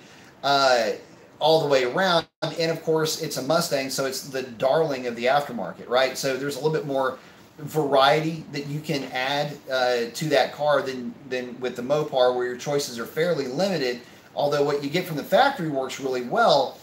Improving on that, well, the aftermarket really hasn't taken us under their wing, and Mopar hasn't gotten there either, so keep that in the back of your mind. But you know, and it depends on what your needs are too. So, you know, if you've got a family and you're going to be hauling the family around as well with this car, then, you know, take a look at, you know, maybe, you know, a Charger in that respect would do everything you would need a family car to do, and it will do everything fantastic at the drag strip as well. So that's kind of the breakdown right there for you. Let's see. Racer X going to multiple Mopars. I like it. Pound up. Let's see. Got Racer X hanging out with White Knuckle. Let's see. Robbie Kaiser's asking, is TransTune a separate specific tune or integrated with General Tune? And can it be set correctly at the track after logging? Also, do you recommend a different converter at 900 horsepower level for a Hellcat? The TransTune is separate. So you have a transmission, you have basically a transmission control module, and you have an engine control module. They talk to each other, but they are not the same unit. You can actually, the TCM is actually part of the transmission. It's part of the valve body, as a matter of fact. And yeah, you can make all kinds of different changes to it while you're at the track with the trans tuning. In fact, that's where you actually need to be doing your transmission tuning, is on a well-prepped drag strip with a drag racing tire. That is how you tune a transmission for wide open throttle operation. It can't do it on the street, especially at higher horsepower levels where you're just going to be blowing the tires up anyway. There's nothing more annoying than trying to set shift points on a car that will not cooperate with you in terms of traction. And as far as, do I recommend a different converter at 950 horsepower? No, not at all. As a matter of fact, stock converter will do just fine if you're running a stock cam. Keep the stock torque converter. Let's see. Natalie checking in with Speed Free. Philip Mark is saying hello to all. Hello, Philip. Thanks for hanging out with us. Let's see. Mopar saying, thanks, man. I knew you'd know. This is my first gasser in this horsepower range. Yeah, no kidding. So Multiple Mopars is used to making engines that can power a freaking luxury liner with those big bad diesels that he's used to hot rodding. So this is his first foray into the big horsepower for the for the gasoline or the gases, the gas runs. So you got to check out his channel. He's got some really cool stuff. I think he just posted up the short wheelbase Cummins hot rod, which is something that I absolutely love. Smokin' 05 saying, hence my name is Smokin' 05. Oh, Racer X saying, saw your new setup on the gram. Looking good, brother. So yeah, if you haven't seen it yet, rear seat deletes in. And looks good. I love it. Oh, Mopar is saying we are instructed to check sample at 5,500 and after that every 1,000. Very good. Yes. Good idea. Good practice to get into, especially when you're running high ethanol content oils. Get the oil checked by Blackstone if you can. James is asking, what do you think about the shaker? Does it make a big difference in performance? Not really, but it looks super cool. And the other car that I was looking at, there was 3 cars I was looking at when I was going to get my 392 car. It was 392 SRT, Scat Pack core, and a shaker. And I love the shaker because I just love looking over the hood and watching that shaker go. I love that stuff. Let's see. Oh, Justin's letting us know. He says, I change my oil every 3,000 miles, send a sample to Blackstone. Got good info from him. K&N oil filter, AMSOIL 520. Everything works fine. E85 and those FIC 125 pounders. Yeah, FIC is the way to go for those injectors. Speed Free checking in with Natalie. Multiple Mopars. I'm out, but love what you're doing. Thank you, sir. Thanks for checking in. I appreciate you very much. Robbie Kaiser, thank you very much for the contribution. I truly appreciate that. Appreciate that very much. Project Revlon. That's the new battery fund, by the way. If you get a chance to look at the Instagram, the tag was your contribution dollars at work. Now we're getting there. It is definitely definitely working. Sir's asking, where is your cup of water? Actually, I had a tea rocking earlier, and it is no more. But where is my water? In fact, I think I've got it over here. Good call.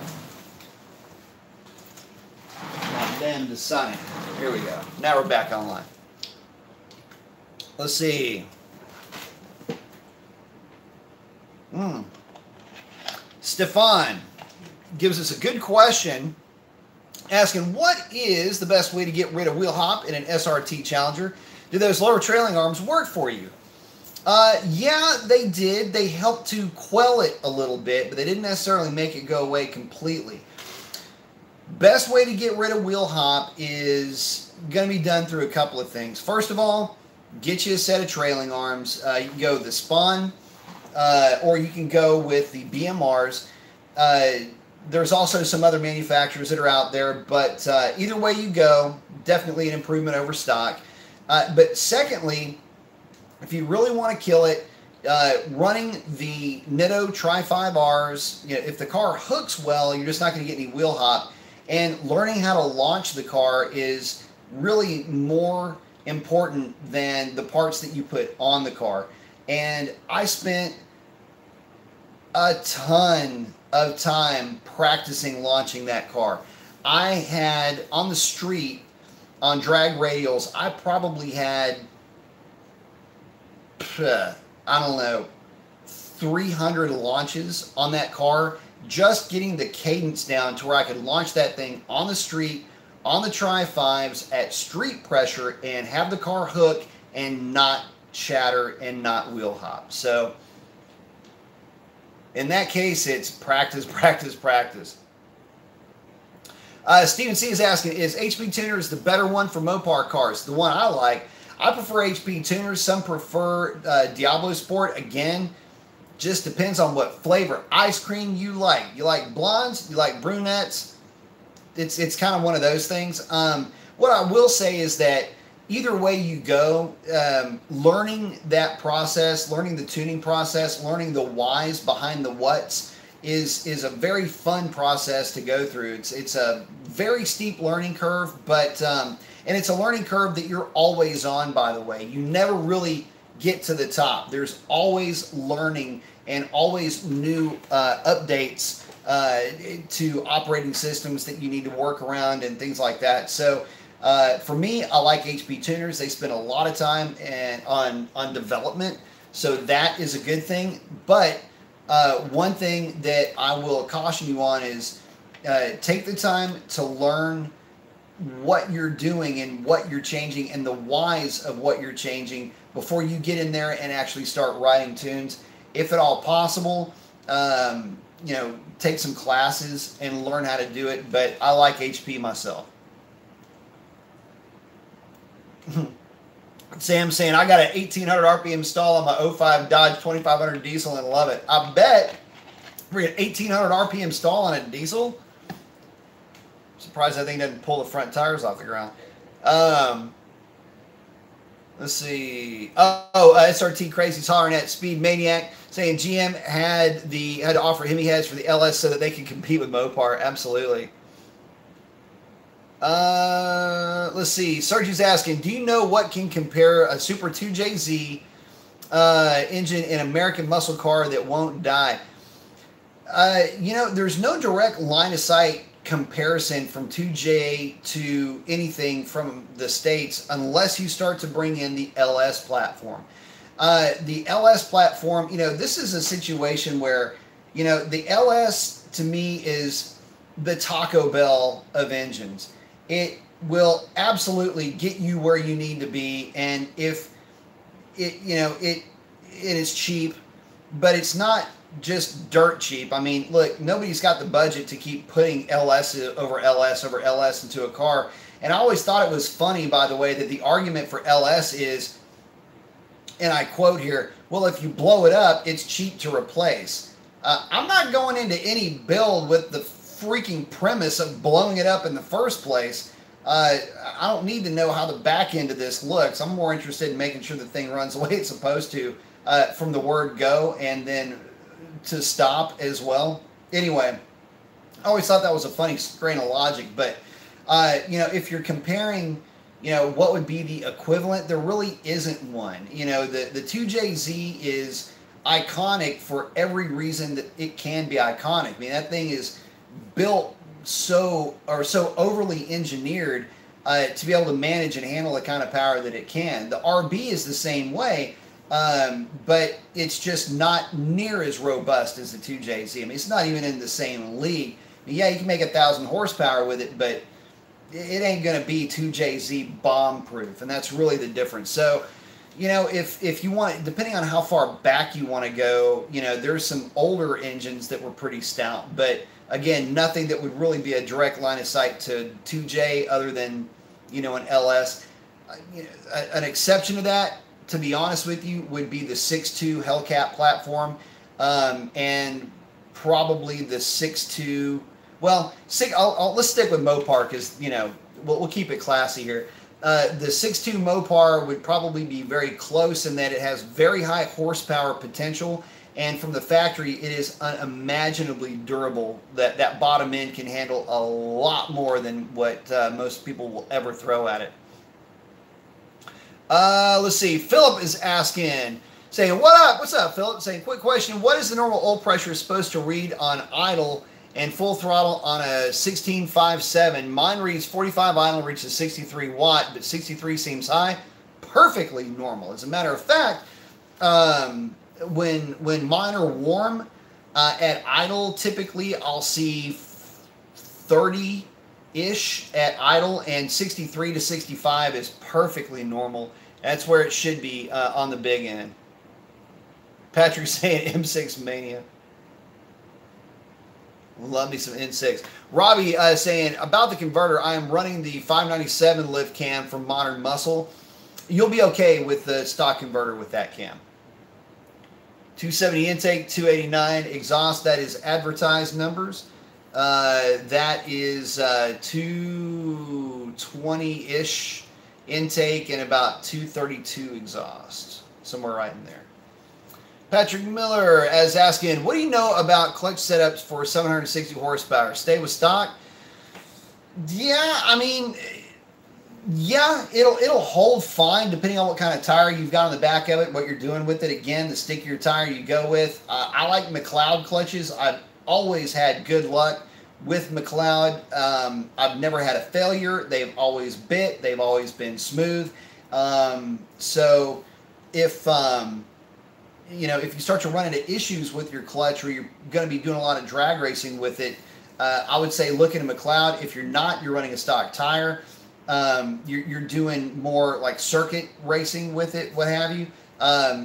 Stock should be okay, but just remember, if you've got the thing pulled apart already, go ahead and throw a McLeod in it, because you're going to need it no matter what. Serge is saying, how do you get rid of straight pipe drone resonators? You need to run a resonator that's at least 18 inches to try to kill some of the drone, and that doesn't always work. Serge is asking, what is your favorite Mustang Cobra and why? My favorite Mustang, hands down, is, and some folks would disagree, but the 2010 and up GT500 in the 2005 to 2009 is a very close second. It is for two reasons. One, it's the first of the actual retro muscle cars to ever be introduced. Ford released that car when they didn't have to, especially 2005 to 2007. There was literally nothing for that car to compete with, yet they still released it, which I thought was the coolest damn thing ever. I've had more fun in GT500s than the law will ever know about, and they, although I've never, had any real luck with them on the drag strip, that's not the mission statement of that car. Those cars are they are the catalyst for the modern muscle era that we are experiencing now, with the one big difference that they had solid rear axles, and they are the absolute last and first of a muscle car era as far as I'm concerned, and I freaking love those cars, and it still to this day blows my mind that I've never owned one. I've owned two Lightnings, but I've never owned a GT500, and I am dumb for that. I love it. Jay Pullman, thank you so much for the contribution to the cause. Saying 12 volts at a time, Project Revlon. I love it. That is going into the battery fund. It's got the zaps, got the lightning bolts, got the two arms up. I love it. Yeah, no, next on the list will be a battery, and I am definitely looking forward to getting that for the car. Again, too, the other thing is the stock battery. So I've got the taser that I use to run the fans on the car when the car is basically just cooling off in the pits. I'm in the process of doing some research, though, because the stock battery, believe it or not, even though the thing is that big, doesn't really have good reserve. I'm not sure what the milliamp hours are on the stock battery, but I'm looking to see how much capacity I can get with the lithium batteries. What I would like to do, and this is just something that a friend of mine and I were talking about the other day, was to run 2 of the lithium batteries in parallel so that I would have basically still be less weight than the stock battery, but be able to have the added capacity to run the fans in between runs. But then the more I thought about that, I was going, I don't really need that. You know, the car's already pretty well cooled off. It doesn't take that long to cool the car off. So, but anyway, just some ideas that I've been kicking around. But right now I'm looking at milliamp hours, seeing basically who's got the best, who's the most durable, and that's who we're going to go with, and pull a little bit more weight out of the car. I think Racer X was saying that he was able to save, you know, about another 30 pounds, give or take. So between the rear seat delete and the battery, we're looking at saving right at 75 pounds. So now we're talking. Now we're talking a real significant weight loss. And when we're talking about weight loss, and Jay brings up a good point with you know, with the contribution to the cause for the battery. You know, the whole purpose behind that obviously is that the car needs a battery because it's getting to that point in its service life. But more to the point is weight loss, weight savings. Where do you really start to see a difference? Where does the variance come in? And for me, you know, I like to try to simplify this. You know, you need to be looking at it in basically 1 to 2% reductions. Those are where you're going to start to see a gain. You know, you're not going to feel a difference, but in that, you know, beginning with the 1% and up, that's where you'll see a little bit of a difference at the end of the quarter mile. Right now with the rear seat delete, we've taken 1% out of the weight almost exactly. With the car checking in, I'm guessing the way it sits right now, probably 4,300 pounds. So, you know, with 45 pounds being pulled out of it, we got 1%. So realistically, I would like to get the car down to about, you know, 4,200 pounds on the rollers, the way she sits for race weight. So that's what we're shooting for. LSX saying, yeah, 03 Terminator, hell yeah. Freaking love those cars too, man. I'll tell you something, that they are so hard to find clean these days. You know, there for a while, you know, guys were buying them and just hot rodding the hell out of them. But you know, the interesting thing about those cars, they never really lost a lot of value. As a matter of fact, if you bought one in 03, you could sell it for what you bought it for today. And, you know, if you've taken good care of it. Oh, LSX saying, you got to make it out to 2K, my brother. It's been too damn long since we kicked it. Yeah, it has, man. You know where I live. Shit. I got to keep cold beer in the fridge.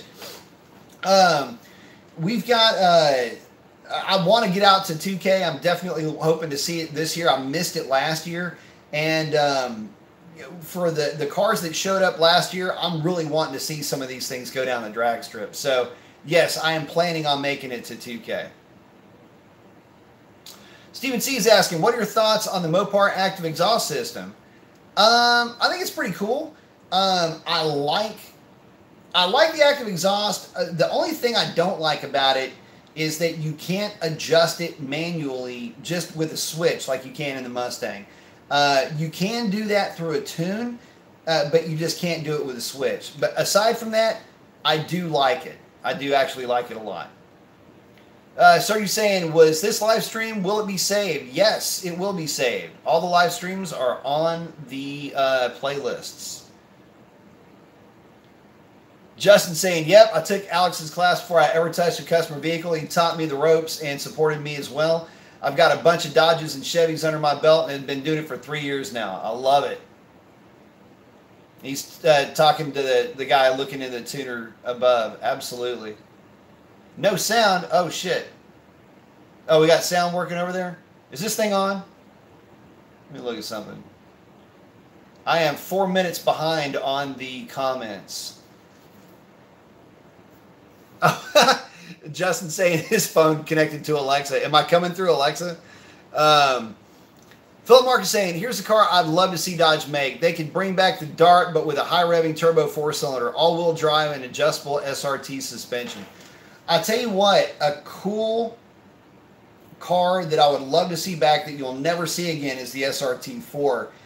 Just because they won't make something that simple and lightweight with that kind of power. But I mean, you guys know I've just got a big like schoolgirl crush on SRT4s.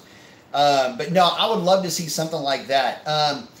Unfortunately, they won't make the car I would really love to see, and that would be something like something that is Mustang sized, and call it either a Dart or the new Challenger Charger. That's really the car we need. But I think that would ruin the name of Charger or Challenger if they dumbed down, and I don't mean that in a bad way, if they just shrunk the car. Then it's just another Mustang. And I love the fact that the Mopars are just bigger cars.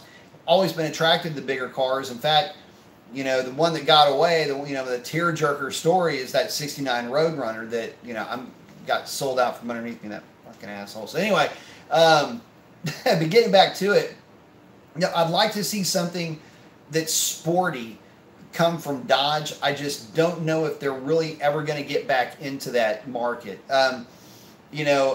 Something cool like a hot hatch, but they already kind of did that with the Dart, and it didn't really play well. So I think Mopar's got their niche, and I think for the smaller stuff, there's ways around it. But yeah, something like all-wheel drive would be awesome too.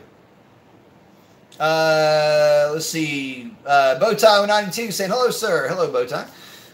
Great info as usual. Would you ever recommend a retired Charger Pursuit as a daily driver? We have them in our department fleet and have held up well, other than a few cam replacements. Yes, I would. As a matter of fact, a lot of people buy them and go blast them around and raise hell. Yes, they did have issues with the cams. Mainly that was a lifter issue. But if it had, if one of the cars had the lifters replaced after 2015, they should have the updated lifters in them. So you should be good to go there. But yeah, there's a lot of folks that buy them, and I see them at the drag strip. There's actually, I think there's like a crew of guys that have picked them up, and you'll see them roll out to the drag strip, and they get out there and do a nice smoky burnout and get out there and have fun with those things. So yeah, I wouldn't see any reason in the world why you couldn't grab one of those and have fun with it. Let's see. Philip saying, oh yeah, pretty much an American Subaru competitor. I love the Dart for some reason. They're all cool. One of the things that I kind of miss is there was a certain simplicity leading into this modern muscle era that we have, and really it ended probably right around 2002 with the Gen 4 Camaro, and it's that old school muscle car, kind of a lighter weight feeling that the SRT4 had, the Terminator Mustang to a certain extent had it, obviously the aforementioned O2 Camaro had. There was just kind of a bit more of a raw feel, a bit more of a raw type of a car. That would be something, unfortunately, they just can't do that anymore. And why I'm so nostalgic for some of those other cars is just, yeah, they weren't as fast, but, speed is a relative thing. So, but yeah, I love those things. Would love to see a car like that. Sergio's asking, what does Bugatti Veyron mean to you? Is it a badass car? Is it a killer car? It is, but it's it's a little bit over the top in my opinion. And I think it's a little bit too much. How do you put it? Self-aware, self-involved. There's absolutely no reason to make a set of wheels and tires that cost $20,000 to replace. There's a lot of research and development that went into that engine, but to me, the only thing that is cool about that car are the performance numbers. That car with even slightly less performance numbers is not near as impressive, and it needs to be that fast the way that thing looks. It's the successor to the Veyron is really more interesting to me, but in this day and age where 1,000 horsepower is very easy to come by, it's cool that they set the stage. They put a car on the market that was able to go as fast as it was able to go, but I think it's an awesome car. I would love to see something a little bit more attainable, but then again, it's a Bugatti and it's not supposed to be attainable. So It's a great halo car, but it doesn't really ever come up in conversation. And the next Bugatti Veyron that I see at the drag strip will be the first. So, let's see. Stephen C. is saying, thanks, Brian. Great information and show as always. Can't wait for your next one, but got to call it a night. Have a good one. Well, thank you very much for hanging out with us. I understand completely. Let's see. We are coming up on almost 2 hours here, so thank you. Sergey saying the engine 6.2 you are talking about. What car was that installed? Oh, that's the 6.2 for the Hellcat is what I was talking about. Justin's asking, what do you think pistons and rods will cost me if he is installing? Also, and how much can the stock crank and stock crank bolts hold? Well, with your build, you will find that out real quick. Now, let's see. I would say the rotating assembly, I think, is for the... Well, you don't need. You just need the pistons and rods. I think those are $1,500. I think for Molnar pistons and rods.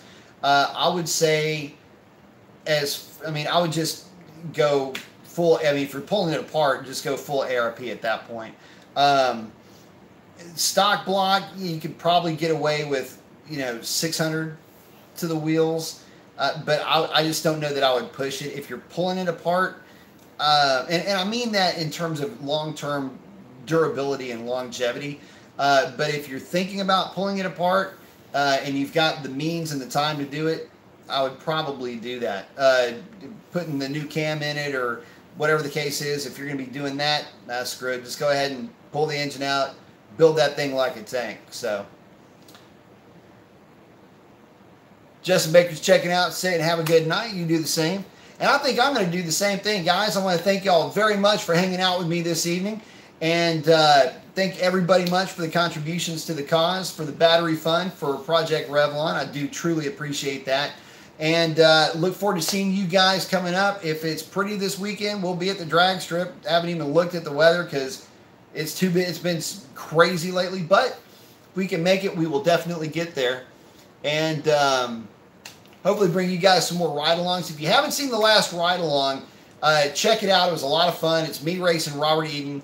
And that race, by the way, was literally that close. I had no idea that that he was not going to get around me by the end of the track. But, yeah, Revlon put it on him. But, yeah, check that out if you guys get a chance. It's a lot of fun.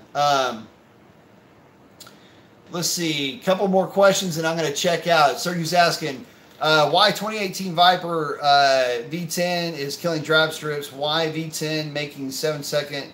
Other cars don't. Not sure, man. Just depends on how much money you put into anything. You can make anything fast. Just keep that in mind, guys. Philip's saying, hopefully Hennessy will destroy Bugatti and Koenigsegg America. Hopefully. We'll see. I mean... again, it's easy to go fast. It's real hard to maintain control and durability, though, at those speeds. And I think that's going to be the toughest engineering challenge that they're going to be looking at. But Jay Pum is saying, night B, got the 2 jabs coming up. I like it. Y'all have a great night. Thank you again, Jay. I do truly appreciate you, man. But guys, y'all have a great one. That's a wrap on this one. I'm going to be trying to put together some new things for you guys. Going to try to get some merch coming up with Mopar Chat Live, t-shirts and stuff like that. So be trying to do some giveaways with those too. So be on the lookout for that. I know I fan-tailed this. I should have said that at the beginning of the show. But for those that stuck around, there you go. And that is